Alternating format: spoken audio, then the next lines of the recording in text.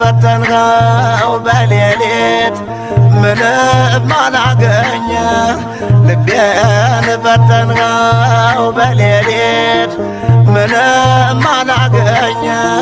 በአንደበቴ እንዳልስት ጠባቂ አንተ ነህ በአንደበቴ እንዳልስት ጠባቂ አንተ ነህ።